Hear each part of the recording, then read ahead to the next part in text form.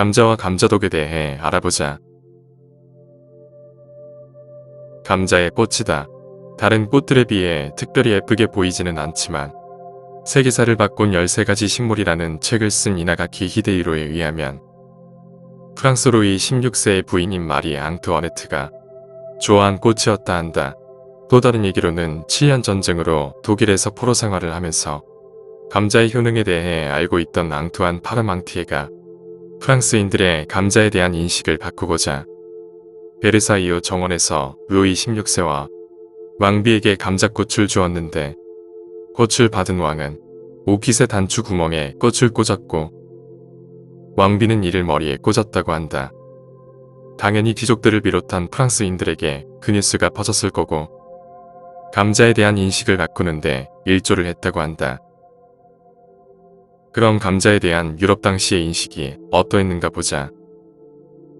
우선 감자는 1500년경 남미에서부터 유럽에 들어왔다. 땅 속에서 열매가 생기는 당시에는 성경에도 없던 생소한 식물이었다. 호기심 많은 사람들은 푸른 잎이나 열매를 맛보기도 했을 터이지만 열매는 맛이 밍밍하고 푸른 잎이나 혹시라도 감자에 생긴 푸르른 싹을 먹었다며 죽음을 느꼈을 거다. 지금은 모두 다 알고 있듯이 감자꽃, 가지, 싹이나 줄기에는 솔라닌이라는 독이 있기 때문이다. 따라서 악마의 식품이라는 둥, 먹으면 나병이나 천연두 같은 병에 걸린다는 둥, 기피 식물이었다. 정원에서 꽃이나 보자고 키우기나 할 정도였다고 한다. 척박한 땅에서도 잘 자라고 오랫동안 저장도 가능하고 비타민C뿐 아니라 다양한 영양소를 함유하고 있는 감자가 지금처럼 전 세계에서 없어서는 안 되는 음식이 되기까지에는 긴 여정이 있었다. 앞서 소개한 앙투안 파르망티에가 감자의 효용을 알게 된 건 18세기 중반 프로이센의 왕 프리드리히 2세의 공이 크다. 잦은 전쟁으로 황폐했던 시대에 배용식뿐 아니라 돼지 사료로도 감자를 사용해서 사시사철 육류가 식탁에 올라오는 데 기여하였다.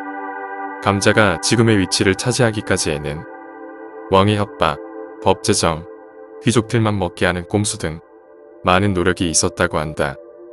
어쨌든 감자에 대한 인식이나 수요가 높아졌고 결국 여기저기서 감자를 키우기 시작했다.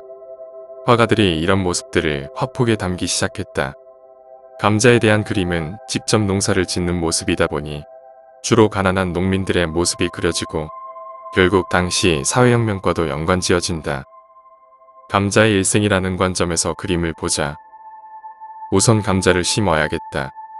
농민들의 삶과 자연을 주제로 그림을 그리던 밀레가 관찰한 감자를 심는 모습이다.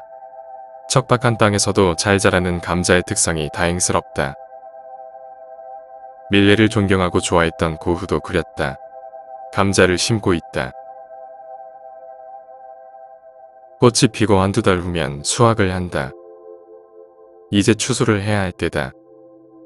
밀레의 따뜻한 시선과 고흐가 그린 삶의 고달픔이 보인다. 밀레와 같은 관점으로 농민 생활을 소박하게 그린 프랑스 화가 쥐엘 바스티엥 르파주가 그린 그림으로 감자를 캐는 여인의 미소와 수확한 감자를 자루에 담는 여인의 얼굴에서 뿌듯함이 보인다. 카미우 피사로가 조르주 쇠라의 분할법에 대해 연구할 때 그린 감자 수확도 있다. 자, 이젠 가장 유명한 전 세계에서 가장 많이 복제된 그림 중 하나라는 밀레의 만종이다.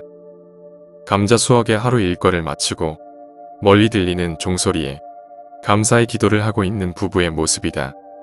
살바도르 달리가 가난해서 죽은 아기를 묻으면서 기도하는 모습이라는 밀레의 만종에 얽힌 비밀이라는 썰도 있지만 밀레가 만종으로 이름을 바꾸기 전 이 그림의 제목이 감자 수확을 기도하는 사람들이라는 걸 보면 그냥 하루의 일과를 잘 마치고 오늘의 식량을 준 신에게 감사드리는 걸로 하자.